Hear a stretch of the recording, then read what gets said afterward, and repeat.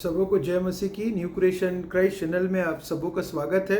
और इस समय हम स्टडी कर रहे हैं बुक ऑफ इफिसियंस और हम पहुंचे उसके 6वें अध्याय में। और 6वें अध्याय के दूसरा पद हमने देखा था कल कि किस प्रकार से हमें माता पिता के का आदर करना है।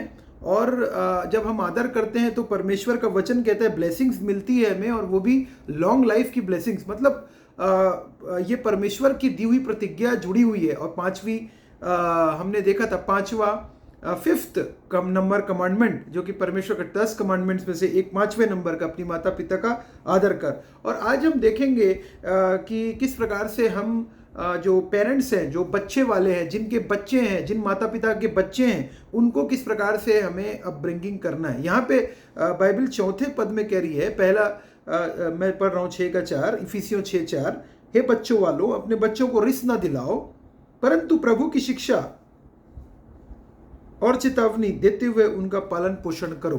और यहाँ पे अगर हम देखें, father do not provoke your children to anger by the way you treat them. और कई बार होता है जो रिस दिलाने का मतलब होता है, कई बार हम लोग बच्चों को बहुत ज़्यादा डांटना प्रारंभ कर देते हैं, बहुत हर काम के लिए उनको रोक टोक उनको करते रहते हैं, और उनको हम थोड़ी फ्रीडम नहीं देते, जबकि वो उनको हमको विश्वास उनके ऊपर भी करना पड़ेगा, उनको भी हमें फ्रीडम देनी पड़ेगी, कॉन्फिडेंस उनके ऊपर शो करना पड़ेगा। कई बार हम ऐसा नहीं करते, और कई बार बहुत ज़्यादा हम बच्चों को मारने पीटने से सोचते हैं कि कार्य होगा। और ये बाइबल कहती है कि रिस ना दिलाओ, और परंतु प्रभु की शिक्षा देने के लिए बोल रही है। अगर हम रिस नहीं दिलाते तो ठीक है, अगर हम रिस नहीं दिला रहे हैं, परमेश्वर का वचन कह रहा है, तो हमें क्या बोल रहा है करने के लिए? हमें बोल रहा है शिक्षा देने के लिए। किसकी शिक्षा देने के लिए? बाइबल की शिक्षा देने के लिए। भरी हुई है बाइबल शिक्षाओं से, और नया नियम और पुराना नियम में दोनों में इतनी सारी शिक्षाएं हैं। वो शिक्षा परमेश्वर चाहते हैं कि हम अपने बच्चों को दें, बेटे बेटियों को दें। और दैट इज़ वेरी इंपॉर्टेंट, क्योंकि परमेश्वर का वचन जो है दुधारी तलवार है, जो गुदे गुदे और गांठ गांठ को छेद देता है। और वो शिक्षा देने के लिए, ट्रेनिंग देने के लिए, टीचिंग देने के लिए, कोचिंग देने के लिए पर्याप्त है। बाइबल कहती है कि परमेश्वर का जो वचन है वो ही केवल इनफ है टीचिंग और ट्रेनिंग देने के लिए हमारे लाइफ में। और संपूर्ण पवित्र शास्त्र 2 तिमोथी में कहता है परमेश्वर की प्रेरणा से रचा गया है, और उपदेश और समझाने और सुधारने और धार्मिक शिक्षा देने के लिए लाभदायक है। शिक्षा दीजिए अपने बच्चों को परमेश्वर के राज्य की, और चेतावनी देने के लिए कहने का मतलब है चेतावनी हम दे सकते हैं किस प्रकार से, डिसिप्लिन इंस्ट्रक्शन, चेतावनी इंस्ट्रक्शन, सावधान करना, उनको बुराई के मार्ग पे जाने से रोकना होगा। हमें उन्हें मोबाइल के दुष्परिणाम से अभी रोकना पड़ेगा। हमें अगर वो ज़्यादा टाइम बिताते, अगर वो स्क्रीन के सामने ज़्यादा टाइम बिताते, हमें रोकना पड़ेगा, लिमिटेड टाइम करना पड़ेगा। हमें चेतावनी देना पड़ेगा, रॉन्ग कंटेंट्स देखने से पहले से बताना पड़ेगा कि किस प्रकार से पोर्नोग्राफी, रॉन्ग कंटेंट्स, तमाम प्रकार के सोशल मीडिया में नंगनता और तमाम प्रकार की बुराइयां, और सिगरेट और शराब और अल्कोहल और तमाम प्रकार के ड्रग्स एडिक्शन, इनके बारे में बताना पड़ेगा, चेतावनी देना पड़ेगा। इसका अंत क्या है बताना पड़ेगा कि इससे कैंसर होता है, बताना पड़ेगा कि मॉरल डिग्रेडेशन होता है, हमें बताना पड़ेगा। ये चेतावनी देने के लिए बच्चों को बोल रहा है परमेश्वर का कलाम, और हमें बताना पड़ेगा कि ये गलत है, और हमें बताना पड़ेगा क्या सही है। परमेश्वर का वचन जब हम सिखाएंगे, वो परमेश्वर उनको के वचन से उनसे बातचीत करेंगे। और इसीलिए यही है पालन पोषण, यही है अपब्रिंगिंग। और वचन यहाँ पे कह रहा है treat them, rather bring them up with the discipline. और डिसिप्लिन कौन करता है? डिसिप्लिन हर एक वो अच्छा माता पिता करते हैं जो अपने बच्चों से प्रेम रखते हैं। पौलुस क्लियरली कहता है, बहुत ही क्लियरली पौलुस इब्रानियों में कहता है कि अगर तुम्हारे को डिसिप्लिन नहीं हुआ है, मतलब तुम उसकी प्रभु परमेश्वर की संतान ही नहीं हो। सोचिए, इतनी बड़ी बात यहाँ पे पौलुस कह दे रहा है कि अगर जिसकी डिसिप्लिन नहीं हुई, जिसको परमेश्वर ने करेक्ट नहीं किया, मतलब कि वो उसकी संतान ही नहीं है।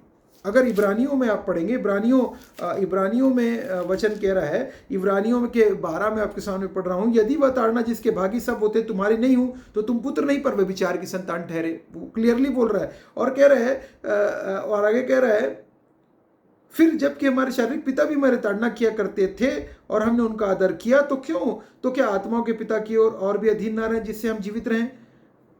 तो यहाँ पे कह रहा है, वचन कह रहा है, तुम दुख को ताड़ना समझकर सह लो। परमेश्वर का तुम्हें पुत्र जानकर तुम्हारे साथ बर्ताव करता है, वो कौन सा पुत्र जिसकी ताड़ना पिता नहीं करता? यदि वह ताड़ना जिसके भागी सब होते तुम्हारी नहीं हुई तो तुम पुत्र नहीं पर विचार के संतान ठहरे। 6, 7, 8, 9, 10 पढ़ दीजिए।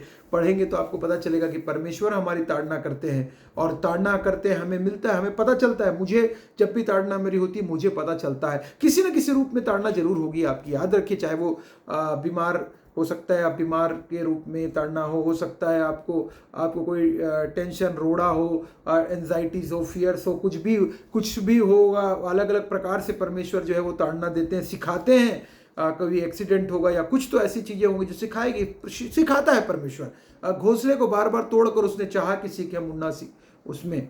और ताड़ना को समझिए, ताड़ना परमेश्वर की ताड़ना को समझिए। मैं ऐसे कुछ हमारे प्रियजनों को जानता हूं जिनको परमेश्वर ने ताड़ना दिया और वो सुधर गए। और मैं ऐसे भी प्रियजनों को जानता हूं बहुत ही करीब, जो बार बार जिन्होंने ताड़ना को नहीं समझा परमेश्वर की, और ताड़ना को नहीं समझते हुए उनके प्राण जो थे वो अंतिम में निकल गए, क्योंकि उन्होंने परमेश्वर की ताड़ना को, परमेश्वर ने जो उनको अवेयर किया था, वो परमेश्वर ने जो उनको मना किया था जिस कार्य को करने, उन्होंने वो कार्य को किया, और उसके कारण ताड़ना को न समझ पाने के कारण उनको उस पर्टिकुलरली ताड़ना के द्वारा मृत्यु उनको मिली। और इसीलिए ये इम्पोर्टेंट है, महत्वपूर्ण है कि हम समझें कि परमेश्वर हमारी ताड़ना करता है। हम अपने बच्चों की ताड़ना करें, उनको करेक्ट करें, कहीं पे डिसिप्लिन करें, उनको गाइड करें कि क्या गलत है। पालन पोषण में बहुत महत्वपूर्ण है। हम छड़ी भी चलाएं, हम डांटे भी, मैं ऐसा वचन मैं दे रहा हूँ आपके सामने, लेकिन मुझे भी पता है कि ये बहुत कठिन है, क्योंकि मैं भी एक पिता हूँ, और मुझे पता है कि मेरा 9 ईयर्स ओल्ड चाइल्ड जो है उसको अपब्रिंगिंग करने में मुझे भी कई बार तकलीफ होती है, और कई एरियाज में मैं भी फेल होता हूँ। और लेकिन हमें कंटिन्यू कोशिश करें कि हम कंटिन्यू फेल होते हैं, 1 बार 2 बार कोई बात नहीं, आप फिर से प्रयास करिए, उनको लीड करिए, गाइड करिए, और उनको डिसिप्लिन करिए, पालन पोषण, तब परमेश्वर के अकॉर्डिंगली हो पाएगा। अगर हम केवल प्यार दे रहे हैं और कोई डिसिप्लिन, कोई करेक्शन नहीं है, गलत बात के लिए उनको हम जब डांट रहे हैं, गलत चीज़ों करने से रोक रहे हैं, गलत के बारे में बता रहे हैं क्या गलत है, जो संसार में गलत चल रहा है उसके बारे में बताइए उनको, और उनसे बातचीत करिए कि क्या गलत चल रहा है, और वो निश्चित रूप से आपके साथ खुलेंगे और वो बात करेंगे। याद रखिए, देखिए, मैं 2 एग्जाम्पल बहुत जल्दी आपको बताना चाहूँगा, और पहला एग्जाम्पल जो मैं लेना चाहूँगा वो है राजा सुलेमान। पूरे संसार में सबसे बुद्धिमान राजा हुआ था राजा सुलेमान, लेकिन राजा सुलेमान से क्या गलती हुई थी आपको पता है? राजा सुलेमान ने अपने बेटे रहुबियाम को ट्रेनिंग और टीचिंग नहीं दे पाई, और क्या हुआ? दूसरा इतिहास 10 में वचन कहता है, रहुबियाम जब मृत्यु हुई राजा सुलेमान की, रहुबियाम राजा बना अपने पिता की जगह, और उसने क्या किया आपको पता है? जब उसके पास पूरे इजरायली जनता उसके सामने आके, जनता के लीडर्स उसके सामने आके उपस्थित हुए, और उसने उसको कहा, उससे बातचीत करी, और उससे कहा कि हमारे पास जो तेरे पिता ने जो टैक्स लगाया है उसको कम करने के लिए उससे रिक्वेस्ट करी, और चले गए।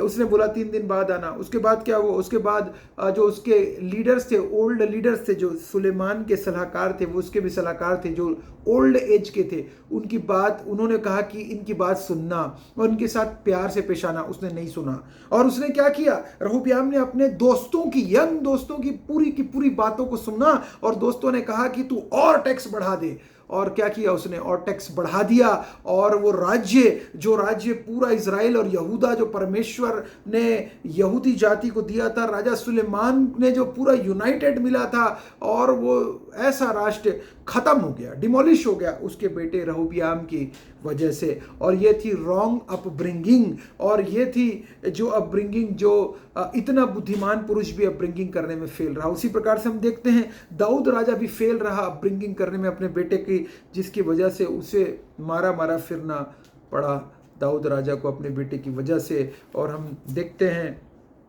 कल भी हमने बात देखा कि कैसे एक गुड एग्जाम्पल अब्राहम का था। अब्राहम ने एक बहुत अच्छी अपब्रिंगिंग करी इजहाक की, और इजहाक ने बहुत अच्छी अपब्रिंगिंग करी